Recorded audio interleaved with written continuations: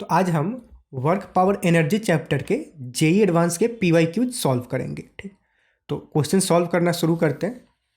First question ये 2023 का ही है, लास्ट ईयर का ही। लंबा चौड़ा क्वेश्चन, देखने में ही कुछ तो खतरनाक टाइप का लग रहा है, पर क्वेश्चन इजी है। देखते हैं इसको। ठीक, ए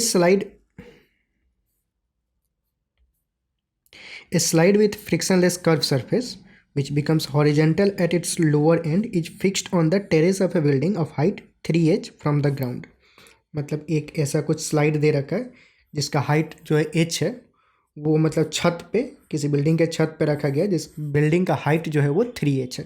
ठीक है, as shown in the photo a spherical ball of mass m is released on the slide from the rest at a height h from the top of the terrace। The ball leaves the slide with a velocity u naught is equal to u naught x cap and fall on the ground at a distance d from the building making an angle theta with horizontal।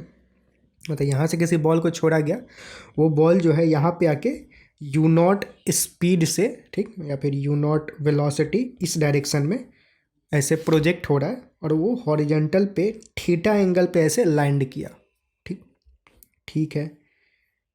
It bounce up with velocity v and reaches to maximum height h1। अब यहाँ से जब वो bounce किया तो वो velocity v के साथ बाउंस किया और उसका जो मैक्सिमम हाइट वो गया, उसके बाद वो h1 हाइट, मैक्सिमम हाइट उसने गया। ठीक है। The acceleration due to gravity is g and the coefficient of restitution of the ground is 1/√3। ठीक है। Which of the following statement is correct.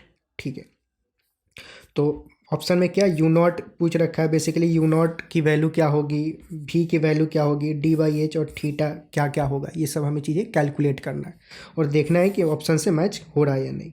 ठीक है, तो सॉल्व करना शुरू करते हैं। शुरुआत में क्या हुआ, स्टार्टिंग में बॉल को यहाँ से छोड़ा गया। अब यहाँ से छोड़ा गया तो बॉल कुछ ऐसे जा रहा था। यहाँ पे जब वो गया ball you not speed gain कर लिया। उस यू नॉट का अगर हम एक्सप्रेशन कैलकुलेट करें कि कितना होगा, तो वो क्या होगा, मतलब सेकेंड फर्स्ट अपना जो न्यूटन के लिए स्ट्रेट लाइन फार्मूला होता है v² equal to u² plus 2as, वो अगर लगा दे तो वो निकल आएगा। मतलब वर्टिकल डायरेक्शन में उसने कितना h डिस्प्लेसमेंट हुआ है बेसिकली। ठीक, और एक्सेलरेशन ड्यू टू ग्रेविटी क्या, g काम करेगा, तो जो u होगा यू नॉट स्क्वायर होगा, जो बेसिकली यू नॉट स्क्वायर मतलब v² इक्वल टू, ये एक्चुअल में फाइनल वेलोसिटी है, इनिशियल वेलोसिटी 0 था, यहाँ से 0 से छोड़ा गया, प्लस 2ah। 2 एक्सेलेरेशन g होगा और हाइट कितना गया h। ठीक, तो जो u नॉट का एक्सप्रेशन होगा वो बेसिकली √2gh के बराबर होगा। ये मैग्नीट्यूड की बात हो रही है और डायरेक्शन जो होगा वो x डायरेक्शन में होगा। ठीक है, वो लैंड कर रहा है थीटा एंगल पे। ठीक है, तो वो जब लैंड करेगा तो लैंड करते टाइम उसका वेलोसिटी क्या होगा, अगर वो हम कैलकुलेट करें यहाँ पे जब बॉल लैंड कर रहा है, तो जब बॉल लैंड करेगा तो उसके पास दो वेलोसिटी होगा, एक हॉरिजेंटल और एक वर्टिकल। ठीक, हॉरिजेंटल वाला जो वेलोसिटी होगा जब वो लैंड फर्स्ट टाइम कर रहा है, उस समय उसका जो वेलोसिटी होगा वो मतलब जो मैग्नीट्यूड ऑफ द स्पीड होगा वो यू नॉट के बराबर ही होगा, क्योंकि हॉरिजेंटल डायरेक्शन में कोई भी एक्सेलरेशन है नहीं, तो हॉरिजेंटल डायरेक्शन में स्पीड चेंज होगा नहीं, तो वो यू नॉट के बराबर ही रहेगा। तो लेट से मैं यहाँ पे लिख रहा हूँ x और y, मतलब जब वो लैंड कर रहा है तो जो उसका स्पीड x डायरेक्शन में है उसको मैं लिख रहा हूँ ux, और जो स्पीड y डायरेक्शन में है उसको uy। तो जो ux होगा वो तो u नॉट के बराबर ही होगा, लेकिन जो uy होगा वर्टिकल डायरेक्शन में वो कैसे कैलकुलेट करेंगे। अब यहाँ से जब वो नीचे गिर रहा है तो वर्टिकल डायरेक्शन में इनिशियल वेलोसिटी कितना है या फिर इनिशियल स्पीड कितना है, 0, एक्सेलरेशन g है और हाइट कितना है 3h। तो फिर सेम फार्मूला लगा देंगे v² equal to u² plus 2as, तो uy² मतलब ये अपना बेसिकली हमने फाइनल वेलोसिटी या फिर फाइनल स्पीड ले रखा है, इक्वल टू इनिशियल का स्क्वायर, तो इनिशियल वर्टिकल डायरेक्शन में यहाँ पे 0 है, प्लस 2gh, h कितना 3h, तो ये कितना हो जाएगा 6gh। तो यहाँ से uy कितना हो जाएगा √6gh।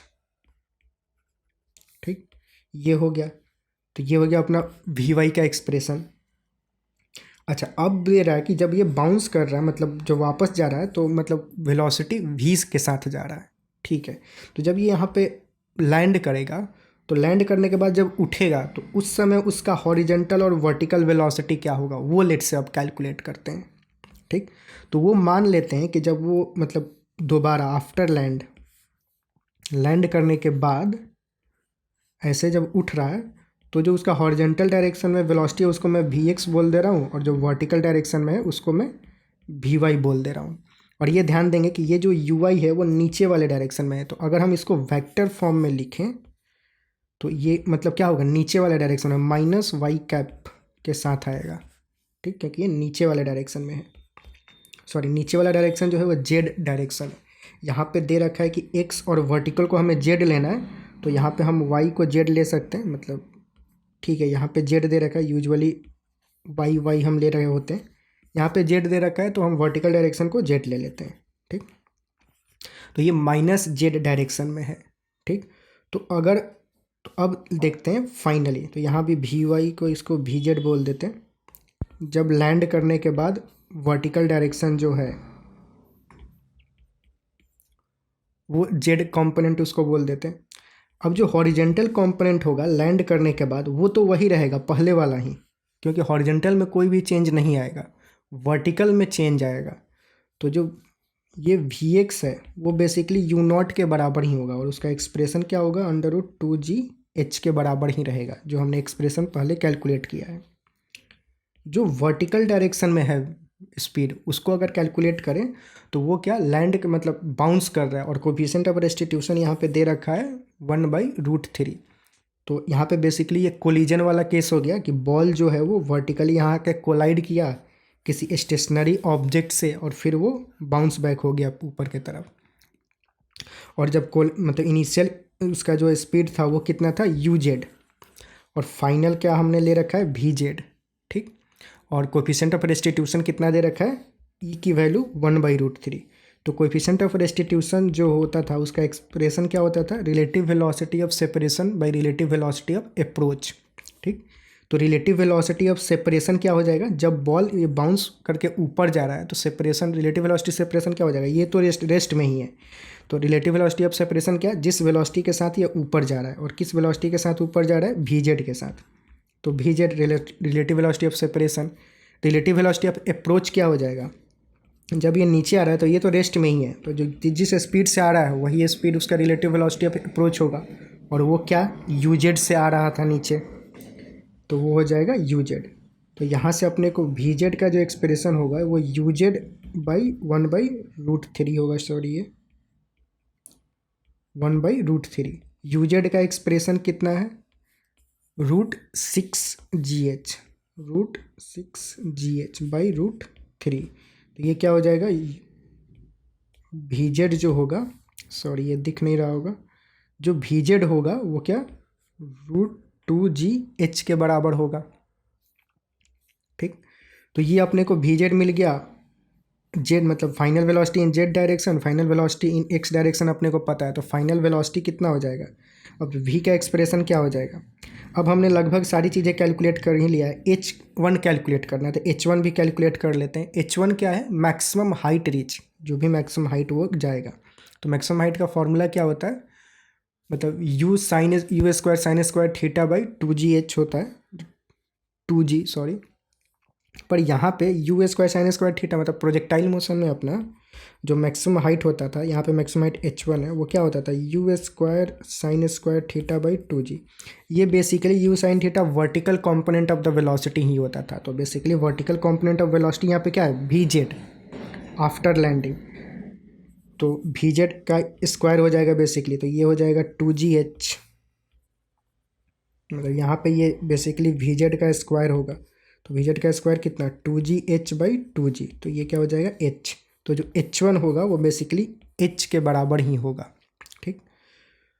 तो ये हो गया। अच्छा, और d भी एक है, d कौन सा है, रेंज है, कि मतलब जब वो नीचे गिर रहा है तो वो कितना ये डिस्टेंस कवर करेगा वो d का है। तो d कैसे कैलकुलेट करेंगे, हॉरिजेंटल स्पीड इनटू जितना टाइम लगा उसको ये गिरने में, ठीक।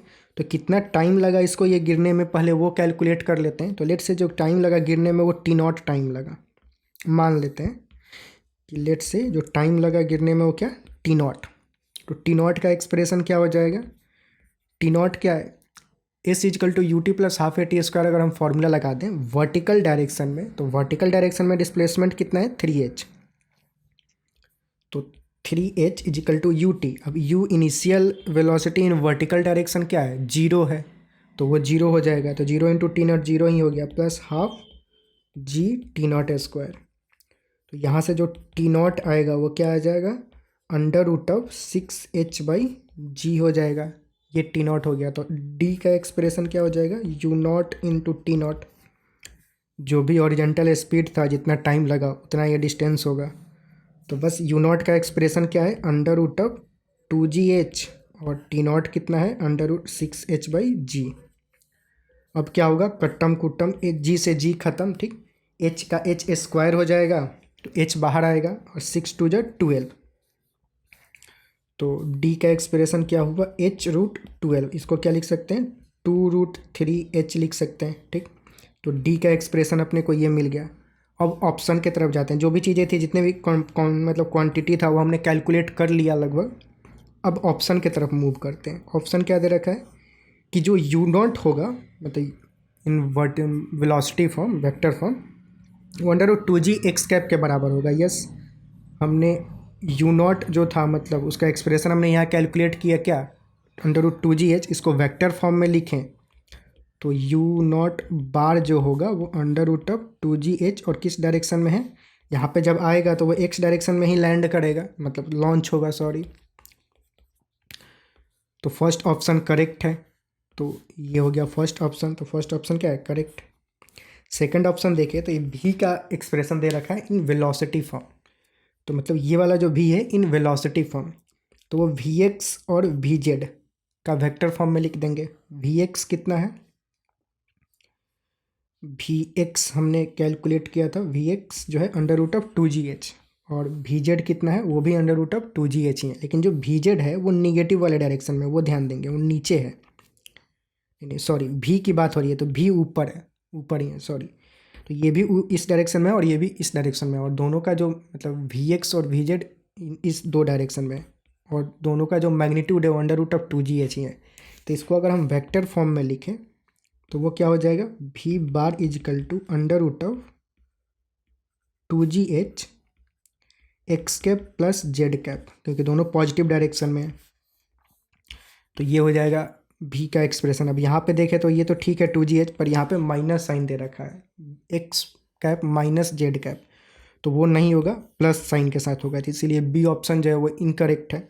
सी ऑप्शन देखें तो थीटा की वैल्यू 60 दे रखी है। थीटा क्या है, अच्छा थीटा जो लैंड किया, तो जब लैंड किया जिस एंगल पे लैंड किया वो थीटा दे रखा है, तो वो कैसे कैलकुलेट करेंगे। इनिशियल जो अपना वेलोसिटी था एक्स डायरेक्शन और वाई डायरेक्शन में ये है, तो जो टैन थीटा होगा वो क्या, टैन थीटा कैसे कैलकुलेट करते थे, tan theta equal to u z minus u x, मतलब vertical component of the velocity divided by horizontal component of the velocity. U z कितना था under root of 6gh, under root of 6gh divided by u x कितना है, you not के बराबर है under root of 2gh, तो ये क्या होगा √3 हो जाएगा। तो tan थीटा इजकल टू √3, तो थीटा इजकल टू कितना 60 डिग्री, तो यस करेक्ट है, थीटा की वैल्यू 60 डिग्री होगा। तो जो सी ऑप्शन है वो भी करेक्ट होगा। डी ऑप्शन देखें तो D/H1 का जो रेशियो है वो दे रखा है, तो डी का एक्सप्रेशन हमने कैलकुलेट किया, यहाँ पे देख लेते हैं। D/H1 अगर हम कैलकुलेट करें, डी कितना है 2√3h, और H1 हमने कैलकुलेट किया था, H1 जो था वो h के बराबर ही आया था, तो D/H1 क्या हो जाएगा D/H कैंसिल, ये क्या 2√3, तो D/H1 जो होगा वो क्या 2√3 के बराबर होगा, तो ये डी ऑप्शन भी क्या है करेक्ट है। तो बस यहाँ ए सी और डी जो है वो करेक्ट है, और बी ऑप्शन जो इनकरेक्ट है, मल्टीपल चॉइस था तो इसका मतलब ए सी और डी फाइनल आंसर हो जाएगा, ठीक। तो बस ये क्वेश्चन यहाँ पे कंप्लीट हुआ। नेक्स्ट क्वेश्चन की तरफ चलते हैं, इसको हजम कर ले अच्छे से। क्वेश्चन कुछ डिफिकल्ट नहीं था, बस बहुत सारी चीज़ें पूछ रखा था, तो इसमें लगभग पूरा ही रिवाइज करा दिया 1D। 1D का इक्वेशन और 2D का कॉन्सेप्ट। ठीक,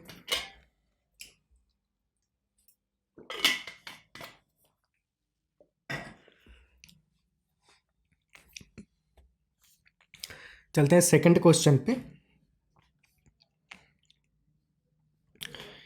ए block of mass 2 kg is free to move along x axis. ठीक है, it is at rest and from t is equal to 0 onwards it is subjected to time dependent force Ft in the x direction. ठीक है, मतलब वो कह रहा है कि एक ब्लॉक है जो कि रेस्ट पे है।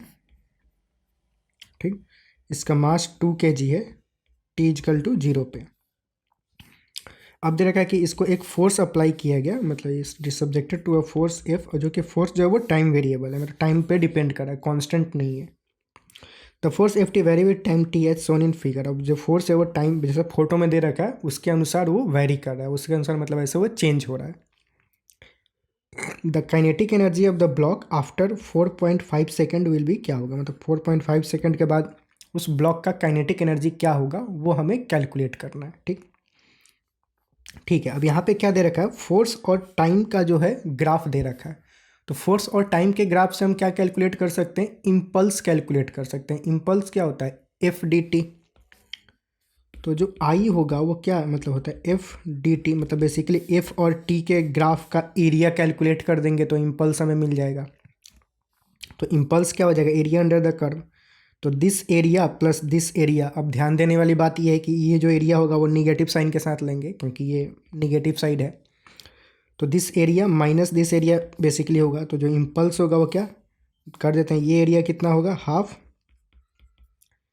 Base into white, 3 × 4 minus half, ये वाला कितना है 1.5, और ये कितना है, अब अगेन ये हमें नहीं पता है तो ये हमें कैलकुलेट करना होगा। वो कैसे कैलकुलेट कर सकते हैं, लेट से इसका जो वैल्यू होगा वो हम बोल देते हैं कि एफ नॉट समथिंग बोल देते हैं। ठीक, तो F not divided by this is equal to this divided by this होगा, क्योंकि ये दोनों ट्रायंगल क्या है, सिमिलर है। ठीक, तो सिमिलरिटी यूज कर सकते हैं, बहुत सारे तरीके हैं कैलकुलेट करने के। तो F not by 1.5 is equal to 4/3 हो जाएगा। ठीक, 4/3। तो यहाँ से एफ नॉट की वैल्यू क्या आ जाएगी, ये 2 टाइम्स में तो 2 हो जाएगा। तो जो ये लेंथ होगा वो बेसिकली 2 हो जाएगा। तो यहाँ पे एरिया कैलकुलेट करने के half base into height, height कितना 2, तो ये कितना 3 × 2 = 6 माइनस 1.5, तो ये 4.5 हो जाएगा। तो जो इम्पल्स आया वो कितना 4.5, मतलब ये जो फोर्स 4.5 सेकेंड के लिए लगा तो वो ब्लॉक पे कितना इम्पल्स जनरेट किया 4.5 का। तो यूनिट क्या हो जाएगा, न्यूटन सेकेंड। अब इम्पल्स क्या होता है, चेंज इन मोमेंटम। हमें क्या हमसे पूछा क्या जा रहा है, काइनेटिक एनर्जी पूछा जा रहा है। ठीक है, तो पहले तो चेंज इन मोमेंटम, तो फाइनल वेलोसिटी क्या होगा वो कैलकुलेट कर लेते हैं। तो इम्पल्स आई इजिकल टू क्या, चेंज इन मोमेंटम। इम्पल्स कितना 4.5, चेंज इन मोमेंटम मतलब mass into delta B, mass कितना 2 kg, delta final velocity let से भी मान लेते हैं, इनिशियल वेलोसिटी 0 था क्योंकि दे रखा है कि रेस्ट पे है। तो v कितना हो जाएगा 4.5/2, तो मतलब फाइनल वेलोसिटी या फिर स्पीड बोले जो भी वो ये हो गया। तो काइनेटिक एनर्जी क्या, simple, kinetic energy half mv², mv² कितना 4.5/2 का द होल स्क्वायर। ये ख़त्म, इसको करें तो कितना हो जाएगा 45 बेसिकली ये 20 का स्क्वायर हो जाएगा। तो 45 का स्क्वायर करें तो कितना 25 और 4×5 = 20 डिवाइडेड बाई 4 पे 00, ये हो जाएगा। अब इसको थोड़ा करें तो क्या 4 से 100 और 4 से 4 5 = 20, 4 6 = 24, 1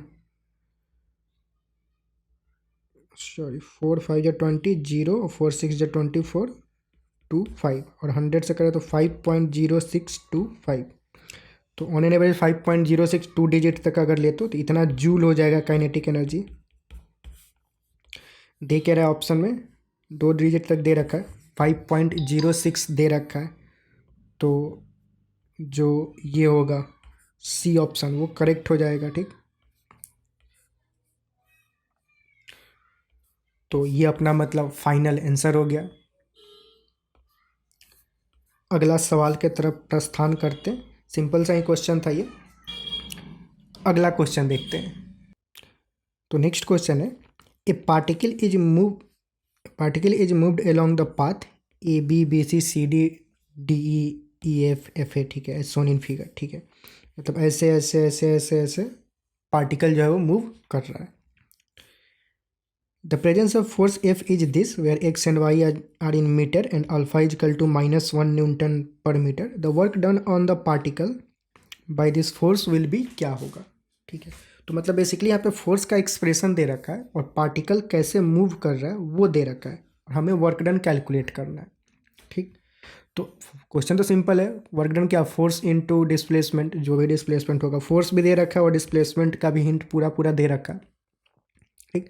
लेकिन अब प्रॉब्लम इसमें क्या होगा कि हमें पार्ट बाय पार्ट इसको देखना होगा कि अलग अलग हमेशा रास्ते पर मूव कर रहा है। तो पहले हम देखते हैं कि work done in A B जब मूव करेगा, ए से बी तक जाएगा मतलब, तो कितना वर्क डन होगा। तो जब ए से बी के तरफ जा रहा है तो वो किस डायरेक्शन में मूव कर रहा है, एक्स डायरेक्शन में मूव कर रहा है। फोर्स का अगर ध्यान से देखें, फोर्स का एक्सप्रेशन, तो फोर्स में दो कंपोनेंट है, एक एक्स डायरेक्शन में फोर्स और एक वाई डायरेक्शन में फोर्स है, ठीक। तो जब पार्टिकल एक्स डायरेक्शन में मूव करेगा तो work done by the force in Y direction जो होगा वो जीरो होगा, वो कुछ काम नहीं करेगा क्योंकि एफ डॉट डी एस होता है कॉस थीटा, थीटा की वैल्यू 90 डिग्री हो जाएगी, तो work done by this component क्या हो जाएगा, जीरो। तो जो वर्क डन होगा इस वाले पार्ट में सिर्फ और सिर्फ एक्स कंपोनेंट के द्वारा, जो भी फोर्स है एक्स कंपोनेंट का उसी के द्वारा वर्क डन होगा, ठीक। तो फोर्स इनटू डिस्प्लेसमेंट, डिस्प्लेसमेंट कितना, जीरो से लेकर के 1 तक, तो एफ कितना, alpha Y. Force into displacement हम डायरेक्ट लिखते जाते हैं और थीटा की वैल्यू 0 डिग्री है तो कॉस 0 1 हो जाएगा। फोर्स कांस्टेंट है, सॉरी फोर्स कांस्टेंट नहीं है, फोर्स ए इंटू वाई पे, अल्फा इंटू वाई पे डिपेंड करता है, लेकिन वाई के जो वैल्यू है वो इस पूरे पार्ट में कांस्टेंट है। वाई कोऑर्डिनेट देखा जाए तो इस पूरे पार्ट में सेम ही है, 1 के बराबर। तो एक्चुअल में ये एक्स कॉम्पोनेंट ऑफ फोर्स इस पार्ट के लिए कांस्टेंट ही हो गया। और इंटू डिस्प्लेसमेंट कितना है, 1। तो फोर्स इंटू डिस्प्लेसमेंट, तो अल्फा वाई की वैल्यू कितना, 1, एक तरह से कांस्टेंट हो गया, डिस्प्लेसमेंट कितना, 1। तो जो वर्क डन हुआ कितना हुआ, अल्फा के बराबर। ये ए बी में वर्क डन हो गया। सेम वैसे ही अब हमें सारे पार्ट में मजदूरी करना होगा। तो work done in B C calculate करें, बी सी मतलब बी सी है, सेंस नहीं लेना है। बी सी क्या है, बी सी में अगर देखा जाए तो ये किस डायरेक्शन में मूव कर रहा है, वाई डायरेक्शन में मूव कर रहा है, तो एक्स कॉम्पोनेंट के द्वारा वर्क डन जीरो हो जाएगा, सिर्फ वाई कॉम्पोनेंट, सॉरी ये वाई डायरेक्शन में मूव कर रहा है तो एक्स कंपोनेंट ये है, सॉरी एक्स कंपोनेंट में वर्क डन जीरो हो जाएगा, सिर्फ Y component of the force जो है उसी के द्वारा काम होगा। और यहाँ पे देखा जाए तो ये एक्स पे डिपेंड कर रहा है, पर इस मोशन के लिए एक्स की वैल्यू फिक्स है, एक्स की वैल्यू कितना है, 1। तो फोर्स इंटू डिस्प्लेसमेंट, फोर्स कितना, 2 अल्फा एक्स, एक्स की वैल्यू इसमें कितना है, 1, इंटू डिस्प्लेसमेंट, डिस्प्लेसमेंट ये कितना है, 1 से लेकर के 0.5, तो डिस्प्लेसमेंट कितना, 0.5, 1 माइनस 0.5 तो 0.5 हो जाएगा। ये ध्यान देंगे, ये क्रॉस प्रोडक्ट नहीं लेंगे, ये ध्यान देंगे, जस्ट मल्टीप्लीकेशन है, मैं इसको ऐसे लिख रहा हूँ दिखने के लिए कि बस मल्टीप्लाई हो रहा है, इसको क्रॉस प्रोडक्ट नहीं जज करेंगे कि work done F cross delta S कैसे होने लगा, ये जस्ट मल्टीप्लाई है, मैं इसको कन्फ्यूजन नहीं होना है, मतलब आपस की बातें हैं, समझ लेंगे, ठीक। तो ये कितना हो जाएगा, अल्फ़ा हो जाएगा ये भी, ठीक। Work done in part C D calculate करें तो वो कितना, अगेन ये कौन सा डायरेक्शन है, अब सेम गधा मजदूरी वही है, ये कौन सा डायरेक्शन में काम हो रहा है, एक्स डायरेक्शन में, तो एक्स डायरेक्शन में तो Y component zero, X alpha Y, Y की वैल्यू क्या है इस पार्ट के लिए, 0.5, तो 0.5 इंटू डिस्प्लेसमेंट, डिस्प्लेसमेंट कितना है, 1 से 0.5, तो डिस्प्लेसमेंट हो गया 0.5, तो ये हो गया अल्फ़ा 0.25, ठीक। अच्छा सॉरी, डिस्प्लेसमेंट अगर यहाँ पे देखें तो डिस्प्लेसमेंट क्या होगा, फाइनल माइनस इनिशियल होता है, तो ये अगर इस वाले पार्ट में डिस्प्लेसमेंट देखें तो फाइनल कितना है 0.5 और इनिशियल क्या है 1, तो डिस्प्लेसमेंट कितना हुआ, फाइनल माइनस इनिशियल, तो -0.5 होगा, सॉरी, तो यहाँ पे -0.5 होगा। ये भी देखें अगर तो इसमें भी फाइनल माइनस इनिशियल, तो 0.5 -1, तो -0.5 होगा, यहाँ पे माइनस अल्फ़ा होगा और ये -0.25 अल्फ़ा होगा। ठीक, ये सी डी में हो गया। सेम वैसे ही डी ई में अगर कैलकुलेट करें तो वर्क डन इन डी ई कितना हो जाएगा, ये कौन सा डायरेक्शन है, वाई, वाई में क्या, तो एक्स ख़त्म, वाई वाला कितना है 2 अल्फ़ा, एक्स की वैल्यू कितना 0.5, डिस्प्लेसमेंट कितना फाइनल माइनस इनिशियल, तो 1 माइनस 0.5, तो -0.5, तो ये कितना होगा 1 और -0.5 अल्फ़ा। ठीक, तो ये हो जाएगा, डी ई हो गया। फिर अब क्या, ई एफ, अब थोड़ा फास्ट लेते हैं, वर्क डन इन ई एफ क्या हो जाएगा। अब इसमें देखें तो ये क्या है, एक्स डायरेक्शन में है, तो एक्स डायरेक्शन है तो वाई ख़त्म। अब एक्स डायरेक्शन में है तो फोर्स में ये वाई वाला टर्म है, तो इसके लिए वाई कितना है यहाँ पे 0, तो वाई की वैल्यू 0 है, तो यहाँ 0 डालेंगे तो वो 0 ही हो जाएगा, तो फोर्स ही यहाँ पे 0 हो गया, डिस्प्लेसमेंट कुछ भी हो वर्क डन 0 ही आएगा। इस वाले पार्ट को ले तो इस वाले पार्ट में क्या, वाई डायरेक्शन में मोशन हो रहा है, तो एक्स के द्वारा कोई भी काम नहीं किया जाएगा, Y component of the force सिर्फ काम करेगा।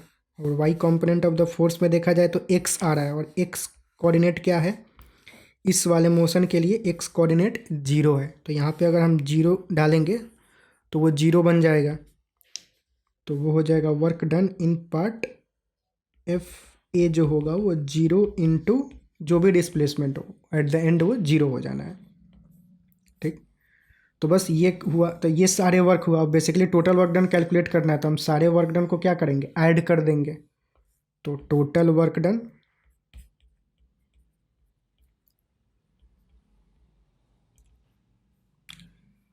Alpha plus minus alpha, direct ही लिखते हैं अल्फ़ा माइनस, और सबको ऐड ही कर रहे हैं basically, alpha plus minus alpha plus -0.25 alpha plus -0.5 alpha. ठीक, मतलब लास्ट वाला, और ये सब 0 ही है, तो सबको अगर ऐड करें तो क्या होगा, ये और ये ख़त्म, ये दोनों ऐड होके क्या -0.75 अल्फ़ा हो जाएगा, और अल्फ़ा की वैल्यू क्या है -1 दे रखा है, अल्फ़ा की वैल्यू यहाँ पे दे रखा है कितना -1, तो वो अगर डाल दे इसमें तो -1 डाल देंगे तो 0.75 ही हो जाएगा ये। ठीक, तो बस यही मतलब वर्क डन हो जाएगा, टोटल वर्क डन हमें कैलकुलेट करना था, 0.575 जूल हो जाएगा, तो जो हमें फाइनल यहाँ पे लिखना है वर्क डन वो कितना हो जाएगा 0.75, तो यही इसका फाइनल आंसर 0.75 जूल। ठीक, अगला सवाल की तरफ चलते हैं। नेक्स्ट क्वेश्चन बोल रहा है a particle of mass 0.2 kg is moving in one dimension under a force that deliver a constant power 0.5 watt to the particle. If the initial speed of the particle is 0, the speed of after 5 second will be क्या होगा। ठीक है, तो मतलब मास दे रखा है और power इतना कॉन्स्टेंटली लग रहा है, और पावर वो कितने समय के लिए लगा, लेट से 5 सेकेंड के लिए लगा, हमें 5 सेकेंड के बाद उसका स्पीड क्या होगा वो कैलकुलेट करना है। तो जब ये पावर लगेगा 5 सेकेंड के लिए तो वर्क डन कितना होगा, पावर इंटू टाइम 0.5 इंटू 5, तो वर्क डन कितना होगा 2.5 जूल। अब जितना वर्क डन होगा उतना चेंज इन काइनेटिक एनर्जी होगा। इनिशियली क्या था, particle motion this, if the initial speed of the particle 0, initial speed जो था वो 0 था, तो change in kinetic energy equal to total work done वो 2.5, ये क्या फाइनल हाफ mv², m कितना 0.2, फाइनल वेलोसिटी स्क्वायर v मान लेते हैं माइनस इनिशियल वेलोसिटी का स्क्वायर या फिर इनिशियल स्पीड का स्क्वायर, वो 0 है, तो 2.5, तो यहाँ से ये क्या हो जाएगा, ये 0.1 और 0.1 को 1/10 लिख सकते हैं, v² माइनस 0 ख़त्म ही हो जाएगा, इजकल टू 2.5, तो v² की वैल्यू कितना होगी 25, 10 मल्टीप्लाई में जाएगा, तो v की वैल्यू क्या हो गया 5 मीटर पर सेकंड, तो जो इस फाइनल स्पीड होगा वो कितना 5 मीटर पर सेकंड, तो बस ये मतलब यहाँ पे 5 मीटर पर सेकंड फाइनल आंसर हो जाएगा। सिंपल सा क्वेश्चन था, एडवांस में भी कभी कभी एकदम डायरेक्ट प्रॉब्लम आता है कि मतलब स्कोरिंग क्वेश्चंस, तो ये सब जो क्वेश्चंस होते हैं वो स्कोरिंग क्वेश्चंस हैं, मार्क्स स्कोर करना। ठीक ठीक है, नेक्स्ट क्वेश्चन देखते हैं। नेक्स्ट क्वेश्चन बोल रखा है, a bob of mass m suspended by a string of length L1 is given a minimum velocity required to complete a full circle in vertical plane। मतलब क्या, एक बॉब है जिसका मास m है और वो किसी स्ट्रिंग से कनेक्टेड है, उसको ऐसे देते हैं कि ऐसे लेट से है L1 स्ट्रिंग से कनेक्टेड है। मैं इसको यहाँ पे बनाता हूँ,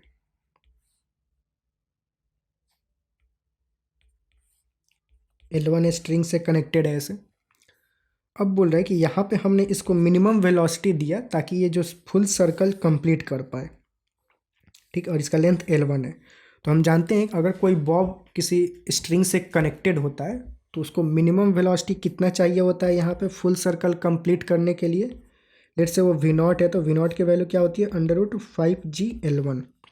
ये डायरेक्ट याद ही इसको रखते हैं कि मिनिमम कंप्लीट करने के लिए मिनिमम जो स्पीड चाहिए वो √5G L1 होता है। ठीक ठीक है, अब जो होता है दे रखा है कि एट द हाईएस्ट पॉइंट, मतलब ये जो अपने हाईएस्ट पॉइंट पे था, मतलब जब यहाँ पे था, तो दूसरा फोटो ड्रॉ करते हैं इसी चीज़ को, मतलब लेट्स से यहाँ पे था, तो जब ये यहाँ पे गया तो एक दूसरे बॉब से टकरा गया। इसको इधर लेते हैं,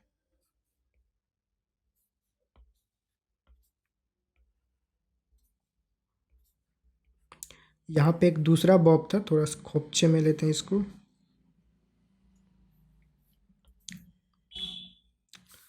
तो ऐसे एक दूसरे बॉब से यहाँ पे टकरा गया। यहाँ पे जो कोलिजन हुआ वो इलास्टिक कोलिजन हुआ। अब दे रखा है कि कोलिजन के बाद जो दूसरा बॉब है वो मिनिमम वेलोसिटी गेन कर लिया ताकि वो कंप्लीट सर्कल कर पाए। ठीक, मतलब क्वेश्चन कुछ ऐसा दे रखा है, और ये जो लेंथ है वो L2 है, तो दूसरा जो लेंथ है वो क्या, L2 है।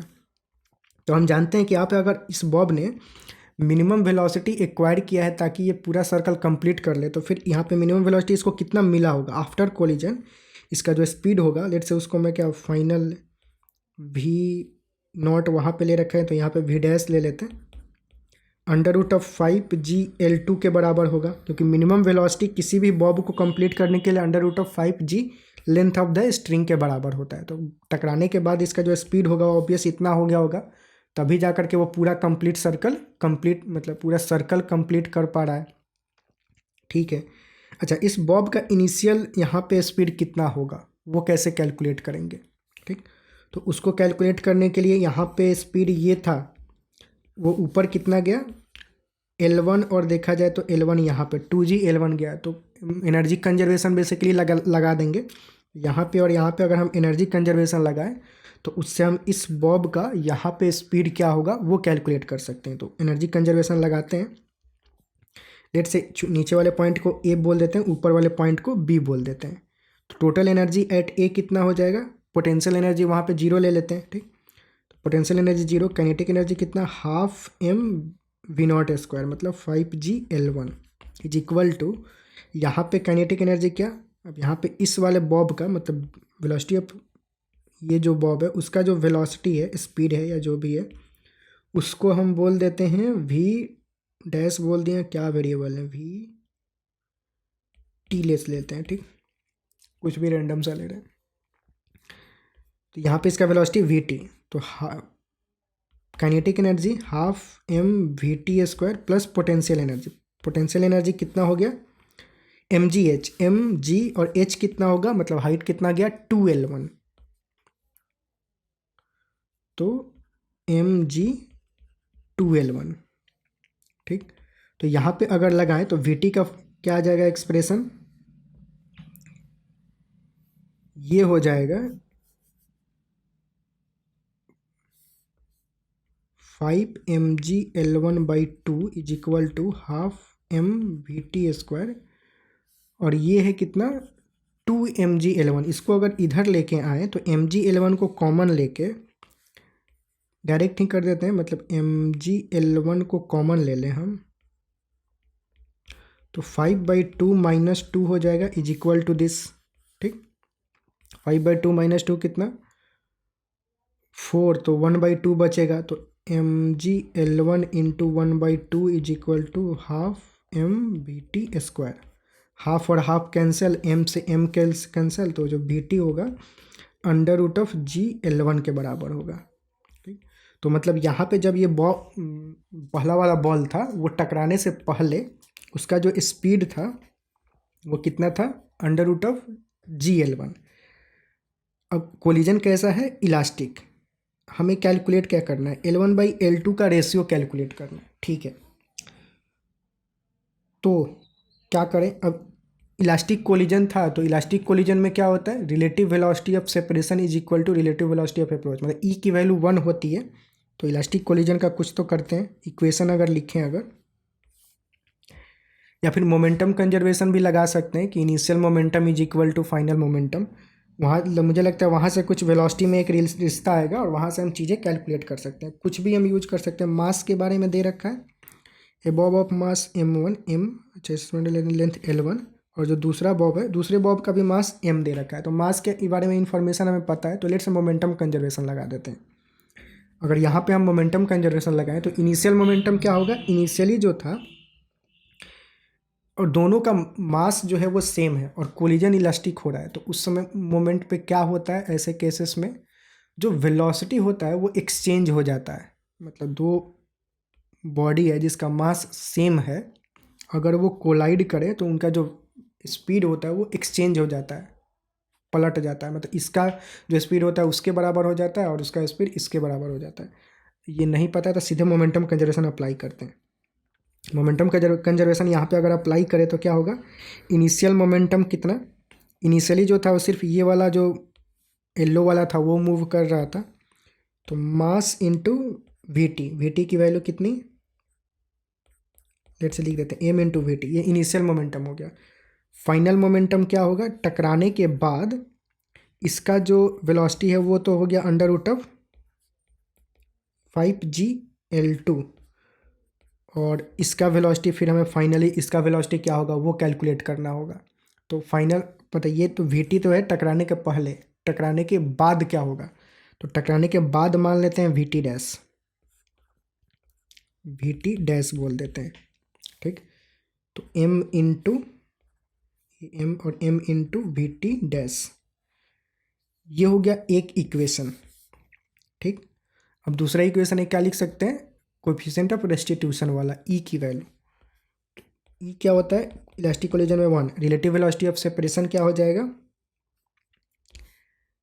√5g L2, मतलब ये इस वेलोसिटी के साथ इधर आगे जा रहा है, minus V T dash √5g L2 minus V T dash divided by relative velocity of approach. Relative velocity of approach का पहले तो ये रेस्ट में था और ये आ रहा है, तो वी टी के साथ आ रहा है, डिवाइडेड बाई वी टी। तो यहाँ से वी टी डैश का एक्सप्रेशन क्या हो जाएगा, अगर इसको लिखें तो ये इधर 1 से जाएगा तो 1 हो गया, तो वी टी डैश को इधर लेके आए और उसको उधर लेके जाएँ तो क्या हो जाएगा, V T dash is equal to √5g L2 minus V T. ठीक, अब वी टी डैश का एक्सप्रेशन को इसमें डाल देते हैं। ठीक, तो हमें वी टी में एक रिश्ता मिल जाएगा, m और m, मतलब ये रहा अपना फर्स्ट इक्वेशन और ये सेकंड इक्वेशन। अब फर्स्ट इक्वेशन में अगर हम वी टी डैश का वैल्यू डाल दें तो क्या होगा, तो डालते हैं यहाँ पे, तो putting the value of v T dash, तो v t is equal to √5g L2 plus v T dash m cancel हो चुका है। ठीक, ये क्या हो जाएगा √5g L2 minus V T. ठीक, वी टी को इधर लेके आए तो 2 VT हो जाएगा, तो 2 VT इजकल टू ये ट्वाइस ऑफ √5g L2, 2 और 2 कैंसिल हो जाएगा। वी टी का एक्सप्रेशन क्या था, वी टी का हमने एक्सप्रेशन कैलकुलेट किया √g L1 डाल देते हैं यहाँ पे, √g L1 equal to √5g L2, under root cancel हो जाएगा, जी भी कैंसिल हो जाएगा।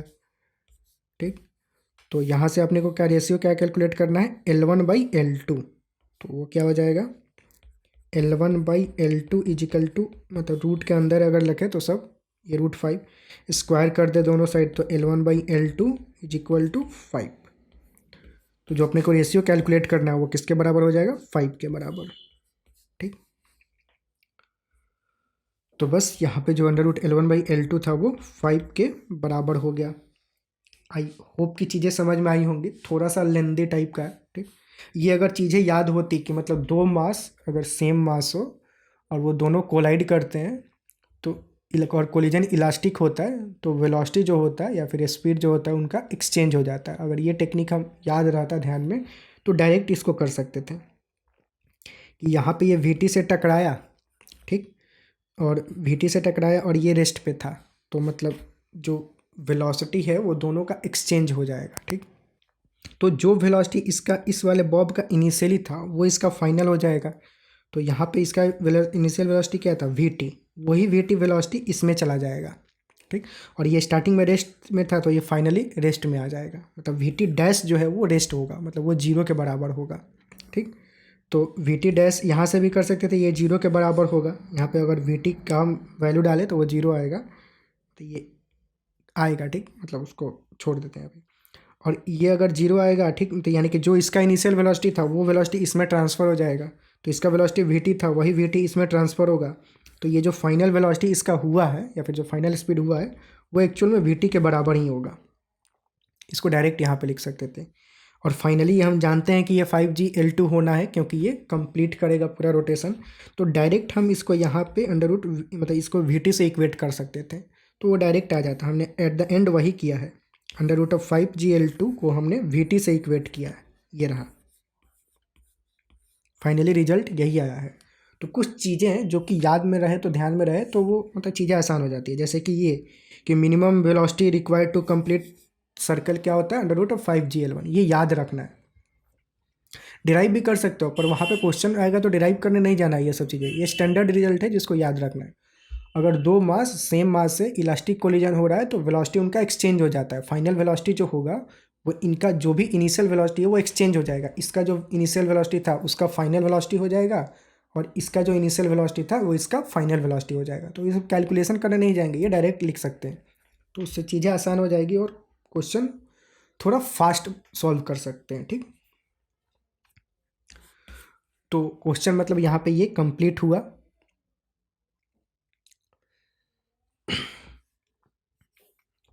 ओके, अभी मैं 2 मिनट ब्रेक लेके आ रहा हूँ। आप भी मतलब बीच में थोड़ा सा यहाँ पे वीडियो पॉज करके 2 मिनट का ब्रेक ले सकते हो, तो उसके बाद चीज़ें मतलब कंटिन्यू करें। एकदम वन शॉट में लगातार ऐसे करते ना जाए।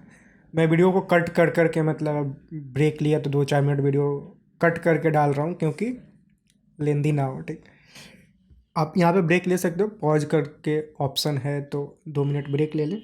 2 मिनट 5 मिनट सही रहेगा मूड फ्रेश के लिए। और अगर एक्टिव है तो चलिए कंटिन्यू करते हैं।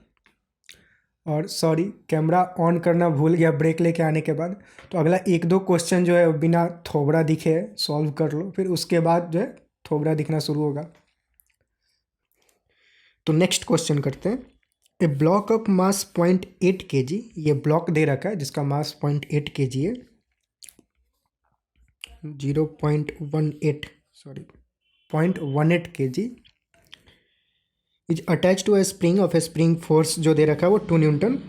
The coefficient of friction between the block and the floor is 0.1। ठीक है, तो यहाँ पे जो म्यू की वैल्यू दे रखा है वो 0.1, जो स्प्रिंग कांस्टेंट के की वैल्यू है वो कितना 2 N/m दे रखा है।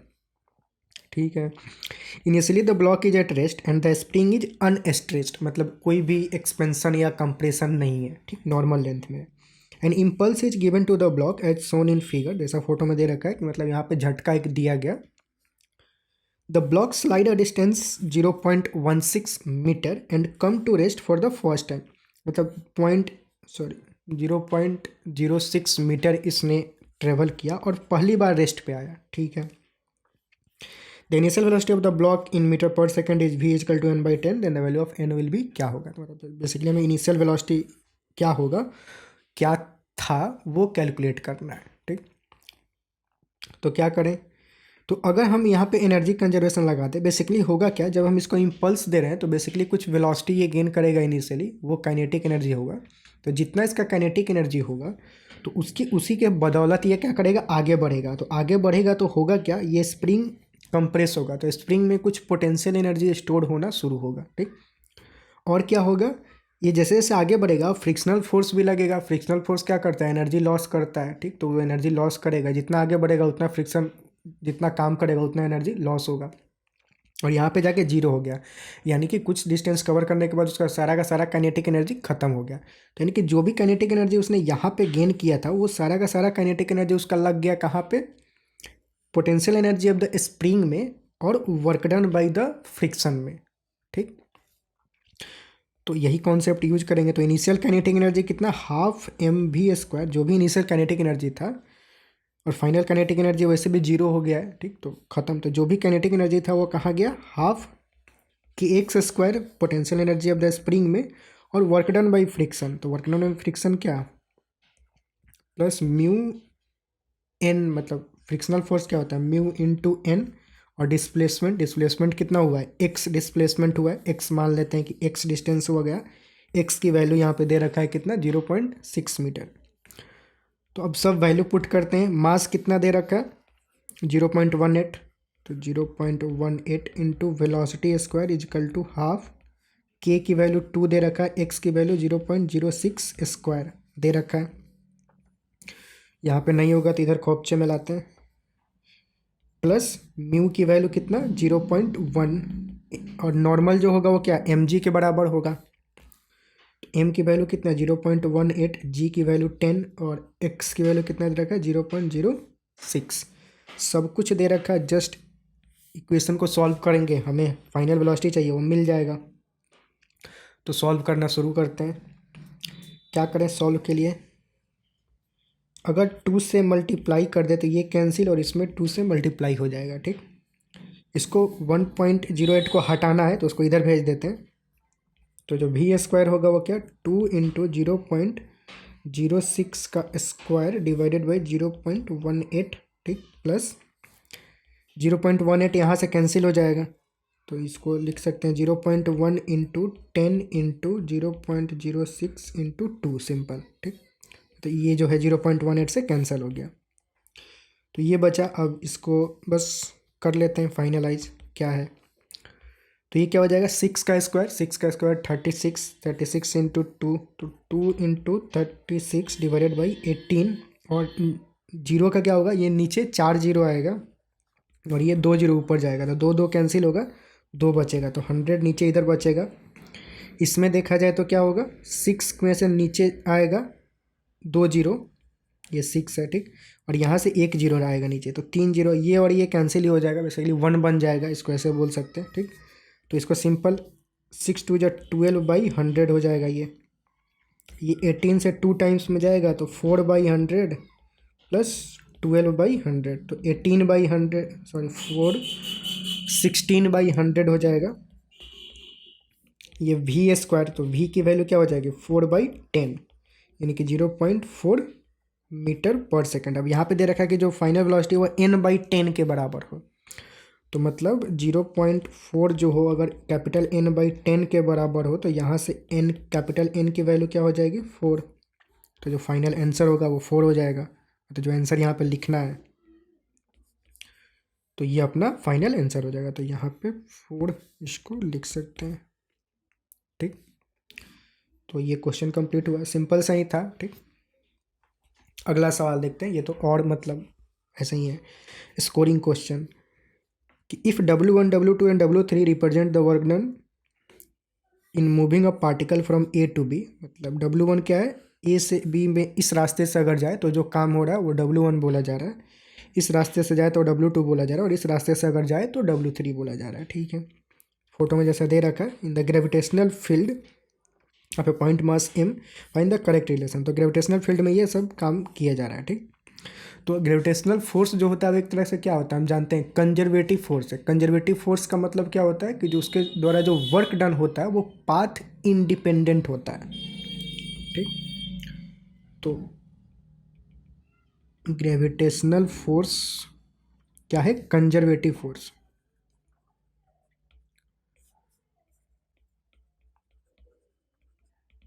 Conservative force. अब कंजर्वेटिव फोर्स के द्वारा जो वर्क डन होता है वो क्या, पाथ इंडिपेंडेंट। पाथ इंडिपेंडेंट है मतलब कोई भी रास्ता चूज करिए सेम ही वर्क डन होगा, ठीक। जो फ्रिक्शनल फोर्स होता है वो नॉन कंजर्वेटिव होता है, उसका जो वर्क डन होता है वो पाथ पे डिपेंड करता है। लेकिन ग्रेविटेशनल फोर्स, इलेक्ट्रोस्टैटिक फोर्स, ये सब जो होते हैं वो कंजर्वेटिव फोर्स होते हैं, उनका वर्क डन पाथ इंडिपेंडेंट, मतलब सारा ही वर्क डन बराबर ही होगा, कोई भी रास्ता चूज करिए जो वर्क डन होगा वो सेम ही होगा। तो जो बी ऑप्शन है वो करेक्ट हो जाएगा, ठीक। तो यही था इसमें। अगला सवाल के तरफ प्रस्थान करते हैं। अगला सवाल बोल रहा है, a point mass of 1 kg collide elastically with stationary point mass of 5 kg। ठीक है, तो दे रखा है कि एक पॉइंट मास है जिसका मास कितना है 1 kg, ये कोलाइड कर रहा है किसी स्टेशनरी पॉइंट मास से जिसका मास है कितना 5 kg। तो इसका जो लेट्स से इसको U2 बोल दे रहे हैं, वो 0 है, मतलब इस पार्टिकल को 2 बोलते हैं, इस पार्टिकल को 1 बोलते हैं, और इसका जो इनिशियल स्पीड होगा उसको मैं E1 बोल दे रहा हूँ, ठीक है। After collision 1 kg mass reverse its direction and move with 2 metre पर सेकेंड। ठीक है, तो कोलिजन के बाद क्या हो रहा है, तो आफ्टर कोलिजन क्या हो रहा है कि जो 1 kg मास था, जो पीला वाला था, वो अपना रास्ता बदल दे रहा है, और उसका जो फाइनल स्पीड लेट से उसको V1 बोल देते हैं, वो दे रखा है 2 मीटर पर सेकेंड हो जा रहा है, ठीक।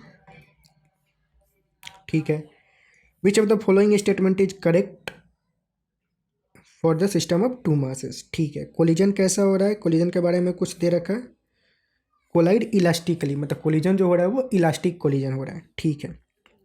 तो इस वाले का क्या होगा वो हमें नहीं पता है, तो पता करते हैं क्या होगा।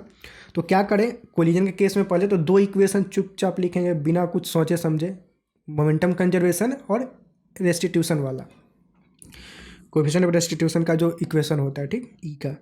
तो मोमेंटम कंजर्वेशन लगाएं, तो अगर जो जो हमें नहीं पता है उसको वेरिएबल ले लेते हैं। लेट्स से हमें U2 तो पता है, U1 नहीं पता है तो इसको वो ये बोल देते हैं, V1 पता है, V2 इसका नहीं पता है तो इसको V2 बोल देते हैं, और उसका जो डायरेक्शन लेते हैं पॉजिटिव डायरेक्शन में ही लेते हैं, जो भी अननोन है सबका डायरेक्शन पॉजिटिव ही लेते हैं, ठीक।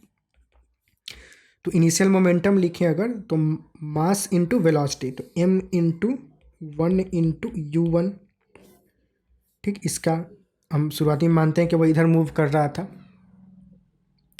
फाइनली ये तो 0 था, रेस्ट पे था दूसरा वाला, तो उसका मोमेंटम क्या हो जाएगा, इनिशियल 0 हो जाएगा, is equal to final momentum. Final momentum इसका मोमेंटम मास इंटू वेलोसिटी। तो अब इसका जो दे रखा है कि ये रिवर्स कर गया है अपना डायरेक्शन और इधर मूव कर रहा है, तो इसका मोमेंटम माइनस साइन के साथ लेंगे, तो 1 इंटू 2, तो -1 इंटू 2 प्लस इसका जो वेलोसिटी होगा, तो ये क्या V2 इंटू इसका जो मास है, मास इसका क्या है 5 kg है, ठीक।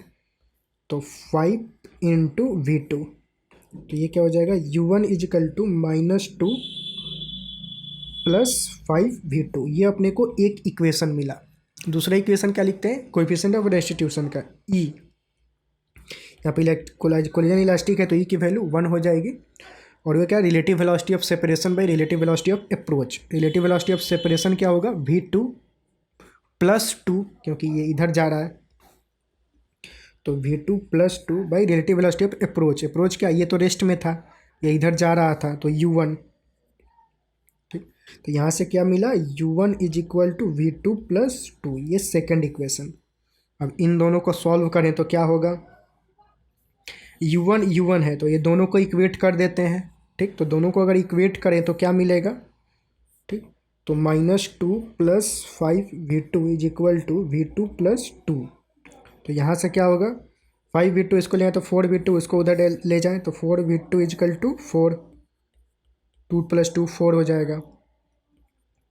तो यहाँ से V2 की वैल्यू क्या हो जाएगी 1 मीटर पर सेकेंड, ठीक। तो ये V2 हो गया। हमें क्या कैलकुलेट करना है, अच्छा बहुत सारी चीज़ें दे रखा है, ठीक है। तो V2 मतलब इसका फाइनल वेलोसिटी, U1 भी कर लेते हैं, इसका इनिशियल कितना था, तो जो भी पसंद का इक्वेशन हो किसी एक में डाल देंगे तो ये हमें U1 का मिल जाएगा। तो जिससे भी सुकून मिले वो हम ले सकते हैं, 2 वाला ले लेते हैं, वो क्या है V2 प्लस 2 के बराबर है। तो V2 1 है, तो 1 + 2 कितना हो जाएगा 3 मीटर पर सेकेंड। तो इनिशियल जो स्पीड होगा 1 का वो इतना था और फाइनल स्पीड 2 का ये था। अब ऑप्शन पे जाते हैं कि ऑप्शन क्या क्या बोल रहे हैं। फर्स्ट ऑप्शन क्या बोला है, total momentum of the system is 3 kg metre पर सेकेंड स्क्वायर। तो टोटल मोमेंटम कैलकुलेट करें अगर, लेट से इनिशियल मोमेंटम, वैसे initial momentum is equal to final momentum, कोई भी कैलकुलेट कर सकते हैं। लेट से इनिशियल करें तो ये 0 था, U1 की वैल्यू हमने क्या कैलकुलेट किया 3, अभी कैलकुलेट किया तो 1 × 3 kg मीटर पर सेकेंड स्क्वायर। तो yes, total momentum of the system जो होगा वो 3 होगा, सही है। दूसरा ऑप्शन अगर देखें तो momentum of 5 kg mass after collision is 4 kg metre पर सेकेंड। मतलब 5 kg मास मतलब ये बड़ा वाला आफ्टर कोलिजन। तो कोलिजन के बाद V2 की वैल्यू कितना है, कोलिजन के बाद V2 की वैल्यू थी जो 1 हो गया है। तो मोमेंटम इसका क्या हो जाएगा 1 × 5, तो 5 kg मीटर पर सेकेंड स्क्वायर होगा। यहाँ पे 4 kg मीटर पर 5 kg मीटर पर सेकेंड होगा, यहाँ पे 4 kg मीटर पर सेकेंड दे रखा है, तो यानी कि ऑप्शन गलत है। Kinetic energy of the centre of mass is this. तो ठीक है, kinetic energy centre of mass calculate कर लेते हैं। तो इनिशियल करें या फिर फाइनल करें सेम ही होगा, क्योंकि काइनेटिक एनर्जी लॉस हो नहीं रहा है। तो लेट से इनिशियल कर लेते हैं, आसान होगा। ये रेस्ट में है और ये मूव कर रहा था, ये मूव कैसे कर रहा था 3 से। तो काइनेटिक एनर्जी क्या हो जाएगा, पहले तो वेलोसिटी ऑफ सेंटर ऑफ मास क्या हो जाएगा। तो सेंटर ऑफ मास का वेलोसिटी क्या, m1v1 + m2v2/m1 + m2। ठीक, तो m1v1 मतलब क्या, लेट से इसका मास कितना था 1 × U1, तो 1 × U1 कितना 3 + 2 मतलब 5 × 0 डिवाइडेड बाई 1 + 5, 1 kg + 5 kg। तो ये क्या हो जाएगा 3/6 यानी कि 1/2। तो velocity of centre of mass, sorry ये काइनेटिक एनर्जी नहीं, वेलोसिटी ऑफ सेंटर ऑफ मास ये हुआ 1/2 मीटर पर सेकेंड। अब काइनेटिक एनर्जी क्या हो जाएगा, तो half m1 × velocity of centre of mass का square plus half m2 × velocity of centre of mass का स्क्वायर। ठीक, मतलब मानेंगे कि पूरा उसी से मूव कर रहा है। तो हाफ m1 + m2 यानी कि 1 + 5 × velocity of centre of mass का स्क्वायर 1/2 का स्क्वायर। तो ये कितना हो जाएगा 6 डिवाइडेड बाई ये 4 हो जाएगा नीचे और 2, 4 × 2 = 8, 3/4, 3/4 कितना 0.75 जूल काइनेटिक एनर्जी है। तो kinetic energy of centre of मास कितना है 0.75, क्या दे रखा है यहाँ पे 0.75, सही है। तो जो सी ऑप्शन होगा वो भी करेक्ट होगा। Total kinetic energy of the system is 4 joule. Total kinetic energy क्या, कोई भी इनिशियल या फाइनल, अगेन जब भी इलास्टिक कोलिजन होता है तो उसमें एनर्जी लॉस नहीं हुआ, काइनेटिक एनर्जी लॉस नहीं होगा, सारा का सारा रिकवर हो जाता है। तो इनिशियली कैलकुलेट कर लेते हैं टोटल काइनेटिक एनर्जी। तो टोटल काइनेटिक एनर्जी, इसका काइनेटिक एनर्जी 0 है, इसका काइनेटिक एनर्जी अगर हम कैलकुलेट करें तो वो कितना आएगा, हाफ mv² m × v का स्क्वायर 3 का स्क्वायर तो 9, तो 9/2 4.5 होगा। ठीक, 4 जूल दे रखा है तो वो गलत है। ठीक, तो जो इनिशियल काइनेटिक एनर्जी है वो, मतलब इनिशियल काइनेटिक एनर्जी, टोटल जो काइनेटिक एनर्जी सिस्टम का है वो 4.5 जूल है, तो गलत। तो जो करेक्ट ऑप्शन होगा वो क्या, ए और सी जो है वो करेक्ट हो जाएगा। ठीक, तो ये मतलब फाइनल आंसर हो गया, मल्टीपल करेक्ट ऑप्शन था। ठीक, अगले सवाल के तरफ प्रस्थान करते हैं। तो जो अपना अगला सवाल है वो दे रखा है,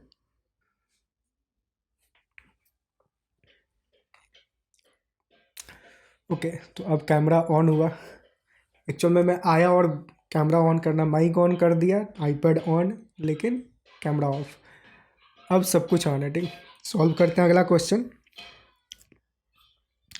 ए wire which passes through the hole in a small bead is bent in the form of a quarter of a circle. ठीक है, मतलब एक वायर जो है इसी बीड के में जो होल है उससे थ्रू पास हो रहा है और उसको ऐसे बेंड किया गया है। The wire is fixed vertically on the ground as shown in the figure, मतलब ऐसे ग्राउंड पे वर्टिकली फोटो में जैसा दिखाया गया है ऐसे फिक्स किया गया है। ठीक है, the Beed is release from near the top of the wire and slide along the wire without friction. मतलब यहाँ पे एक बीड को रिलीज कर किया गया टॉप पे और वो वायर पे ऐसे वो बीड स्लाइड कर रहा है पर बिना फ्रिक्शन के। ठीक है,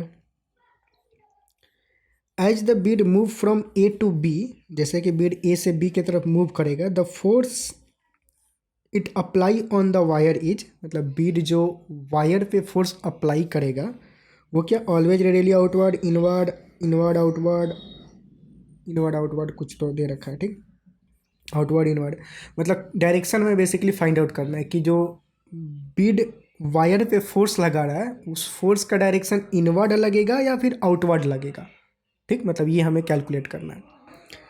तो ठीक है, देखते हैं। तो लेट से अब क्या करते हैं, लेट से वायर मतलब ये जो बीड है वो कुछ डिस्टेंस कवर करके कुछ पोजीशन पे आ गया है। लेट से जो बीड है वो इस पोजीशन पे है, ठीक, और इस पोजीशन पे है। अब बीड पे जितने भी फोर्सेस लग रहे हैं वो ज़रा देखते हैं। तो बीड पे एक फोर्स तो लगेगा नीचे mg, वायर जो है वो बीड पे फोर्स लगा रहा होगा नॉर्मल, वो नॉर्मल क्या रेडियली आउटवर्ड होगा। अब वो आउटवर्ड होगा कि इनवर्ड होगा वो हमें नहीं पता है, पर लेट से कि हम मान लेते हैं आउटवर्ड होगा, मानते हैं और आगे कैलकुलेट करेंगे कि n की वैल्यू आउटवर्ड है। अब ये नॉर्मल कौन सा फोर्स है, जो कि वायर जो है जो बीड पे लगा रहा है, हमें कौन सा डायरेक्शन फाइंड आउट करना है, जो बीड वायर पे फोर्स लगा रहा है उसका डायरेक्शन फाइंड आउट करना है। तो वो क्या होगा, न्यूटन थर्ड लॉ के अकॉर्डिंग इसके अपोजिट होगा।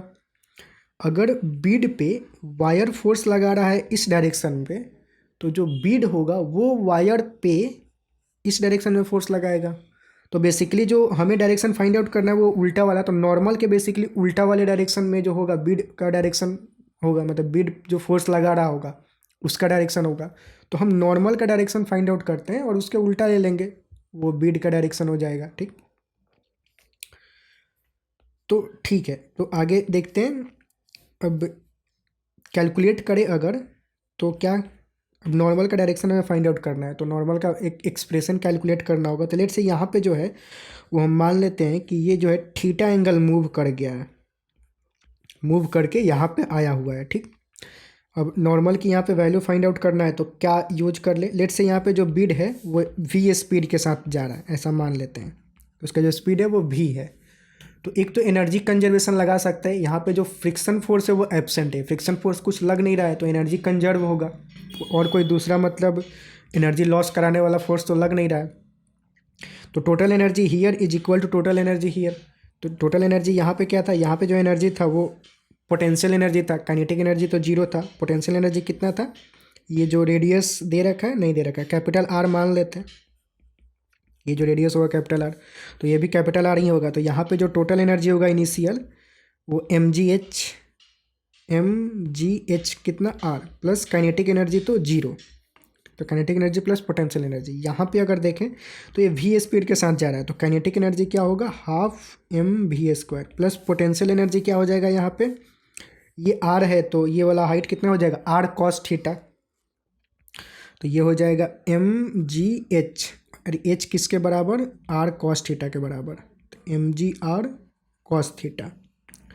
तो यहाँ से क्या आएगा, एक्सप्रेशन अगर करें तो m कैंसिल सब में ही है, तो और g को भी अगर उल्टा कर दें या फिर ऐसे ही एक एक्सप्रेशन लिख लेते हैं कि gr is equal to v²/2 plus gr cos theta.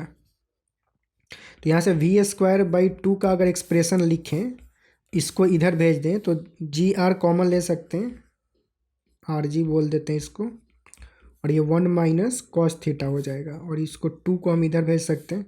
तो जो v का स्क्वायर का एक्सप्रेशन मिल गया एक तो यहाँ से, ठीक है, तो इसको इक्वेशन 1 बोल देते हैं, इसको खोपचे में रखते हैं। अभी दूसरा एक और इक्वेशन क्या लिख सकते हैं कि यहाँ पे जो सेंट्रीपिटल फोर्स है जो इसको सर्कुलर पाथ में मूव करा रहा है, सेंट्रीपिटल फोर्स कौन सा है, mg का एक कंपोनेंट इस डायरेक्शन में है, तो इधर क्या होगा, ये थीटा है तो ये भी थीटा होगा, तो mg cos थीटा इधर लग रहा है, तो mg cos theta minus n, centripetal force कौन सा लग रहा है, mg cos theta minus n। तो जो सेंट्रीपिटल फोर्स अगर लिखे तो वो क्या है, mg cos theta minus n, और सेंट्रीपिटल फोर्स किसके बराबर होना चाहिए, mv²/r के, तो mv²/r के बराबर होगा वो। तो बस यहाँ से n की वैल्यू क्या हो जाएगी, अगर n का एक्सप्रेशन लिखे हैं अगर, तो mg cos थीटा, और इसको उधर लेके चले जाते हैं मतलब सेम साइड, तो ये हो जाएगा mg cos theta minus mv²/r, और वी स्क्वायर का एक्सप्रेशन हमने पहले इक्वेशन में यहाँ पे कैलकुलेट कर रखा है, उसका डाल देते हैं। 2 RG वी स्क्वायर क्या है, ये mg cos theta minus M by R, V square की वैल्यू क्या है 2 RG into 1 minus cos theta.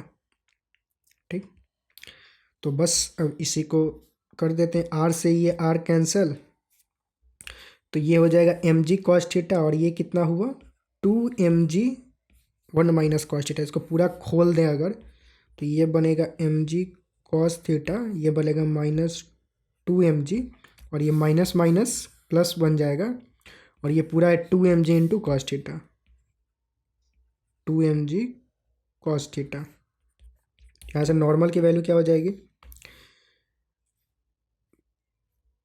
तो नॉर्मल क्या है 2mg cos थीटा, ये mg cos theta, 3mg cos theta और -2mg, तो mg को अगर कॉमन ले लें तो ये हो जाएगा 3 cos थीटा -2।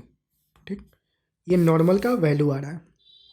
ठीक, अच्छा अब नॉर्मल की वैल्यू देखें अगर, तो अगर ये क्वांटिटी बड़ा हुआ तो नॉर्मल की वैल्यू पॉजिटिव होगी। नॉर्मल की वैल्यू पॉजिटिव का मतलब क्या, कि नॉर्मल उसी डायरेक्शन में लगेगा जो हमने मान रखा है। तो हमने कौन सा मान रखा है, इधर वाला डायरेक्शन।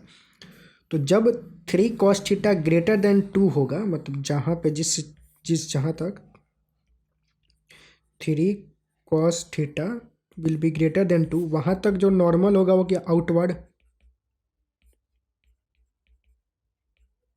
आउटवर्ड लगेगा।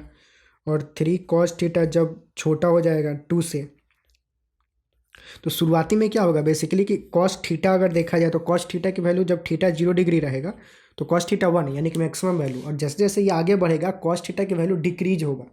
तो cos थीटा डिक्रीज होगा तो ये पूरा का पूरा वैल्यू डिक्रीज होगा। तो आफ्टर सर्टेन थीटा ये वैल्यू डिक्रीज होकर छोटा हो जाएगा। डिक्रीज होकर छोटा हो गया तो जिस भी पॉइंट पे होगा वहाँ पे नॉर्मल क्या निगेटिव हो जाएगा। निगेटिव मतलब कि जो हमने डायरेक्शन ले रखा है उसके उल्टा डायरेक्शन में लग रहा है। ठीक, यानी कि इनवर्ड। तो ये सिचुएशन हुआ। अब कहाँ पे वो चेंज करेगा उससे कुछ फ़र्क नहीं पड़ना है, क्योंकि वो हमें कैलकुलेट भी नहीं करना है। कैलकुलेट करना है तो इसको इक्वेट कर देंगे, जो भी थीटा की वैल्यू आएगी वहाँ पे वो डायरेक्शन चेंज होगा, अभी ज़रूरत नहीं है। तो ये तो हुआ नॉर्मल का डायरेक्शन। हमें क्या कैलकुलेट करना है कि बीड जो वायर पे फोर्स लगा रहा है उसका डायरेक्शन क्या होगा। तो वो हमने देखा था कि इसके उल्टा होगा। तो ये अगर शुरुआती में नॉर्मल आउटवर्ड लग रहा है तो बीड जो है स्टार्टिंग में क्या इनवर्ड फोर्स लगा रहा होगा। तो इनिशियली जो बीड होगा वो फोर्स क्या लगा रहा होगा, इनवर्ड। ठीक, और कुछ समय के बाद जो होगा, जब ये फोर्स नॉर्मल इनवर्ड हो गया तो बीड जो है आउटवर्ड लगाने लगेगा। तो उसके बाद वो आउटवर्ड। ठीक, तो इनिशियली जो बीड इनवर्ड और बाद में आउटवर्ड लगाने लगेगा।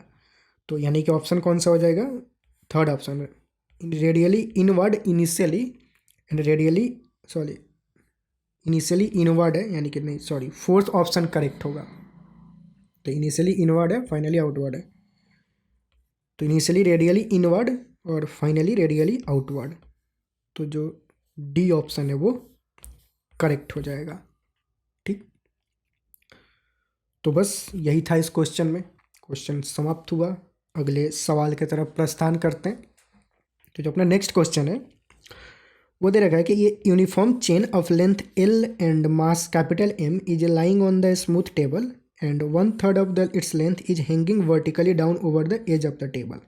ठीक है, तो सिचुएशन क्या दे रखा है कि लेट्स से ये टेबल है कोई, इस टेबल पे कोई एक यूनिफॉर्म चेन रखा हुआ है और ये दे रखा है कि उस चेन का जो 1/3 पार्ट है वो लटका हुआ है। ठीक, मतलब ऐसे कहीं लटका हुआ है। थोड़ा सा बड़ा बना लेते हैं। तो लेट्स से अगर ये 1/3 है तो 2/3 जो होगा वो इतना लंबा होगा। तो ऐसा कुछ लटका हुआ है इसका। मतलब अगर total length of the chain capital L है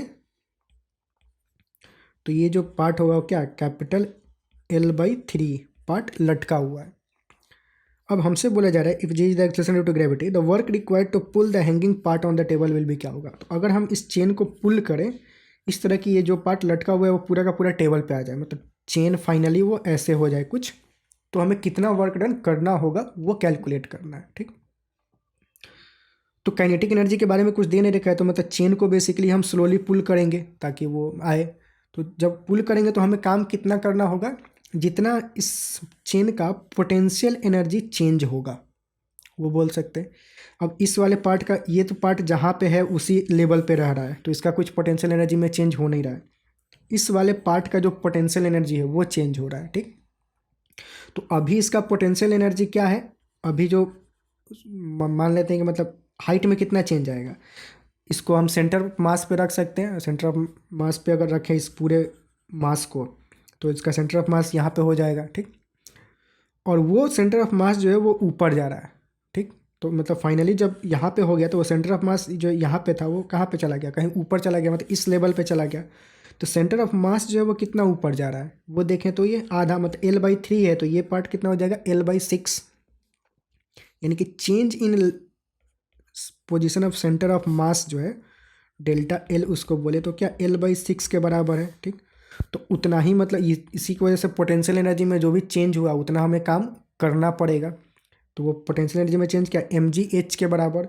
मास क्या है सिर्फ इस वाले पार्ट का, तो उसका मास कितना हो जाएगा m/3। टोटल का मास m है तो 1/3 का मास कितना हो जाएगा 1/3 m/3 mgh। g और हाइट मतलब कितना हाइट वो ऊपर गया, तो मतलब चेंज इन पोटेंशियल एनर्जी क्या होगा, जितना हाइट ये गया ऊपर तो वो क्या L/6। तो L/6, तो इतना ही हमें वर्क डन करना पड़ेगा, ठीक। तो यही फाइनल आंसर हो जाएगा mgL/6 3 जो 18। तो जो डी ऑप्शन है वो करेक्ट हो जाएगा, ठीक। सिंपल सा क्वेश्चन था ये, बस कंसेप्चुअल था कि इसको करेंगे कैसे, ठीक। तो ऐसे कॉन्सेप्ट आना चाहिए कि ये सब कि ऊपर जा रहा है तो सेंटर ऑफ मास ही सिर्फ ऊपर जा रहा है, ठीक। हालांकि ये बाबा आदम जमाना का क्वेश्चन है मतलब बहुत पहले आया हुआ था, पर अभी भी जेई मेंस में भी इस तरह का क्वेश्चन रिपीट होता है और अभी भी मतलब चांसेस है, अभी भी बुक में सॉल्व दिया होता है। तो आजकल भी ये प्रचलन में इस तरह का क्वेश्चन है, इसीलिए इसको यहाँ पे लिया गया है, ठीक। नहीं तो ज़्यादातर क्वेश्चन्स आपने देखा होगा हम रिसेंट ईयर का ही लेते हैं, मतलब पिछले कुछ 8-10 सालों का ही, ताकि मतलब अभी जो ट्रेंड चल रहा है उससे आप रूबरू रहें, ठीक। अगला सवाल देखते हैं। अगला सवाल क्या है, two small particle of equal masses, मतलब दो स्मॉल पार्टिकल जिनका मास सेम है, start moving in opposite direction from point A, ठीक है। तो सेम मास है और यहाँ से वो दोनों अपोजिट डायरेक्शन में मूव करना शुरू होते करते हैं, ठीक है। Their tangential velocity are v and 2v। अब उनका जो टेंजेंशियल वेलोसिटी है एक का v है और एक का टेंजेंशियल वेलोसिटी कितना है 2v है, ठीक है। Shown in figure between collision the particle move with constant speed. The tangential velocity are v and 2v respectively as shown in figure. Between collisions particle move with constant speed, ठीक है। मतलब between collisions क्या दे रहा है, the particle move with constant after making how many elastic collision other than at A, these two particles will again reach to point A। अच्छा ठीक है, मतलब दे रहा है कि जो पार्टिकल है वो कांस्टेंट वेलोसिटी कांस्टेंट स्पीड के साथ मूव कर रहे हैं, वही मैं चेक कर रहा था। कांस्टेंट वेलोसिटी नहीं हो सकता है क्योंकि ये डायरेक्शन चेंज कर रहा है, तो वेलोसिटी तो चेंज ही हो रहा है, तो कांस्टेंट स्पीड होगा। मतलब कांस्टेंट स्पीड के साथ मूव कर रहे हैं तो कितना कोलिजन करके फिर से वापस वो यहीं पे आ जाएंगे, मतलब ये हमें कैलकुलेट करना है कितना नंबर ऑफ कोलिजन होगा। और दोनों का जो मास है वो सेम है और कोलिजन कैसा हो रहा है, इलास्टिक कोलिजन हो रहा है, ठीक ठीक है। तो जरा इसको देखते हैं, इसको एक फ़ोटो बनाते हैं। अब स्टार्टिंग में लेट से ये 1 है और ये 2 है, जो ये वाला 1 वाला है दोनों का मास सेम ही है, बस हम कलर अलग कर रहे हैं क्योंकि उनका वेलोसिटी अलग अलग है। ये 2 भी है, ठीक। अब ये जाएंगे, ये ऐसे जाएगा, कहीं पे जाके कोलाइड करेंगे, तो पहला कोलिजन उनका कहाँ होगा लेट से वो कैलकुलेट करते हैं, ठीक। तो लेट से मान लेते हैं कि टी टाइम के बाद वो कोलाइड कर रहे हैं, ठीक। तो टी टाइम के बाद कोलाइड करेंगे तो टी टाइम में मतलब बेसिकली दोनों ने एंगुलर जो मतलब एंगुलर डिस्प्लेसमेंट बोले कि पूरा लेट से यहाँ पे अगर कोलाइड कर रहे हैं तो कहीं पे भी कोलाइड कर सकते हैं, लेट से मानते हैं कि यहाँ पे कर रहे हैं, तो ये वाला इतना मूव किया होगा और जो दूसरा होगा वो इतना मूव किया होगा। तो दोनों का जो एंगुलर डिस्प्लेसमेंट देखा जाए, ये अगर थीटा है तो ये 2 पाई माइनस थीटा होगा, यानी कि समेसन ऑफ एंगुलर डिस्प्लेसमेंट जो होगा वो 2 थीटा के बराबर होगा, 360 डिग्री के बराबर होगा, ठीक। और लेट्स से इसका रेडियस अगर कैपिटल आर है इस सर्कल का, जिस सर्कल पे वो मूव कर रहे हैं, ठीक, कैपिटल आर मान लेते हैं, यहाँ पे दिख नहीं रहा है। तो इनका ओमेगा कितना हो जाएगा, इसका जो एक का ओमेगा होगा, ओमेगा क्या होता है V/R, तो एक का ओमेगा हो जाएगा V/R और दूसरे का 2V/R, ये ओमेगा हो गया। और this omega into time plus this omega into time, summation of जो एंगुलर डिस्प्लेसमेंट होगा वो क्या 2 पाई के बराबर होना है, तभी वो कोलाइड कर रहे हैं टी टाइम के बाद, ठीक। तो यहाँ से अपने को टाइम की वैल्यू क्या मिल जाएगी, टी इजिकल टू क्या हो जाएगा 3, मतलब यहाँ पे देखें तो 2 पाई, और ये R/3 भी हो जाएगा, ये V/R प्लस V/R 3V/R हो जाएगा, टी को खोपचे में बाहर निकाले तो टाइम की वैल्यू ये मिला, मतलब बेसिकली इतना टाइम के बाद वो कोलाइड कर रहे हैं। तो 2πr/3v। लेट्स से अगर हम ये कैलकुलेट करना होगा कि ये जो V1 है वो कितना एंगुलर डिस्प्लेसमेंट गया था, ठीक, वो कैलकुलेट करते हैं। तो लेट्स से उसको अगर हम θ1 बोल देते हैं कि ये कितना मूव किया था, तो ये कितना मूव किया होगा ओमेगा इंटू टाइम, जो उतना भी टाइम लगा इनको कोलाइड करने में, तो इसका ओमेगा कितना था V/R। तो जो θ1 होगा वो V/R ओमेगा इंटू टाइम, तो V/R और टाइम कितना 2πr/v, तो ये कितना हो जाएगा 2πr/3v, तो ये कितना हो जाएगा V/R कैंसिल, तो 2π/3 बचेगा, यानी कि θ1 की वैल्यू कितना आई 2π/3, 2π/3 कितना होगा π/3 60 डिग्री, यानी कि आएगा 120 डिग्री। यानी कि ये जो ये वाला है वो कितना 120 डिग्री मूव करने के बाद कहीं पे कोलाइड किया है, ठीक। यानी कि ये उतना में ये 120 अगर कवर किया तो दूसरा वाला कितना 240 कवर कर लिया होगा, जो कि ऐसे भी दिख रहा है कि इसका जो वेलोसिटी मतलब स्पीड है डबल है, तो उसने डबल एंगल कवर किया होगा ये 120। और डायरेक्ट अगर बोलते हैं तो आपको लगता है क्या बोल रहे हो, इसीलिए कैलकुलेट कर दिए, कैलकुलेट पूरा करना पड़ा। तो ये जो है बेसिकली 120 डिग्री यहाँ पे आके कोलाइड कर रहे हैं। अब यहाँ पे कोलाइड करेंगे तो क्या होगा, दोनों का मास सेम है, तो हम जानते हैं कि जब भी इलास्टिक कोलिजन होता है और मास सेम होता है तो वेलोसिटी एक्सचेंज हो जाता है, ठीक। इसको प्रूव भी कर सकते हैं, पर ये बातें ध्यान में होनी चाहिए, इससे क्वेश्चन सॉल्व फास्ट हो जाता है। अब ये चीज़ें अगेन हम पूरा सॉल्व करके नहीं कैलकुलेट करने जाएंगे। जी एडवांस के लिए मतलब इतना थोड़ा सा चीज़ें याद होने चाहिए, क्वेश्चन का पैटर्न। तो जब भी इलास्टिक कोलिजन होता है और मास सेम होता है तो जो वेलोसिटी होता है वो एक्सचेंज हो जाता है, ठीक। यानी कि जब यहाँ पे कोलाइड करेगा, ये जो भी कुछ ब्लू वाला है और ये रेड वाला, तो जो ये था ये v वेलोसिटी के साथ जा रहा था ऐसे, ठीक। तो कोलाइड करने के बाद ये जो v वेलोसिटी होगा वो इसको मिल जाएगा रेड वाले को, तो जो रेड वाला है वो v से जाने लगेगा, और रेड वाला 2v से आ रहा था तो 2v अब इसके पास आ जाएगा, तो जो ये है अब 2v से जा रहा है, ठीक। तो अब ये सिचुएशन होगा कि ये v से जा रहा है, ये 2v से जा रहा है, ठीक। अब दूसरी बार कोलिजन कहाँ होगा, अब ये बार कैलकुलेट करना होगा। तो हमने यहाँ पे देखा था ये सिचुएशन और ये सिचुएशन देखा जाए तो सेम ही है, यहाँ पे एक v से एक 2v से, एक v से एक 2v से जा रहा है, तो कोलिजन कहाँ हुआ था v के साइड 120 डिग्री पे, तो यहाँ भी कोलिजन क्या होगा v के साइड 120 डिग्री पे, यानी कि फर्दर 120 डिग्री पे दूसरा कोलिजन होगा, यानी कि फर्दर 120 डिग्री ये ऐसे जाके कहीं पे यहाँ पे कोलिजन होगा, ठीक।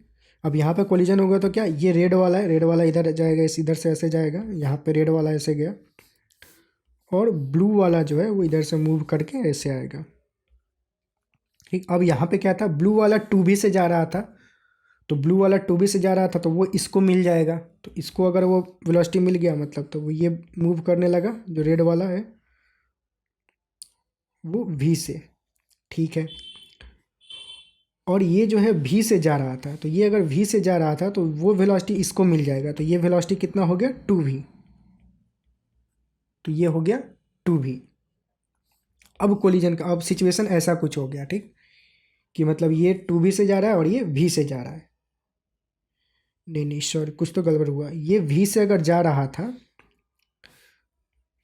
सॉरी ये v से जा रहा था तो इसको इसका वाला वेलोसिटी मिलेगा, ये 2v से इधर गया था तो 2v से गया था तो 2v इसको मिल जाएगा, सॉरी जो रेड वाला है वो टू भी से इधर आने लगेगा।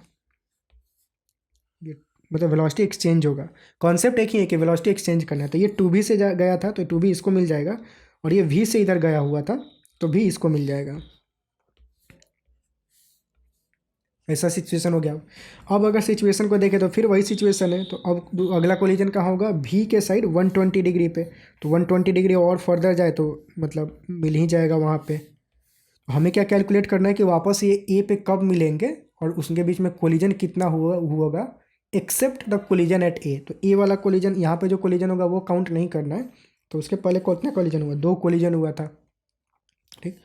तो जो कोलिजन होगा वो 2 हो जाएगा ये। तो ऑप्शन सी जो होगा वो करेक्ट हो जाएगा, ठीक। तो ये मतलब क्वेश्चन हो गया।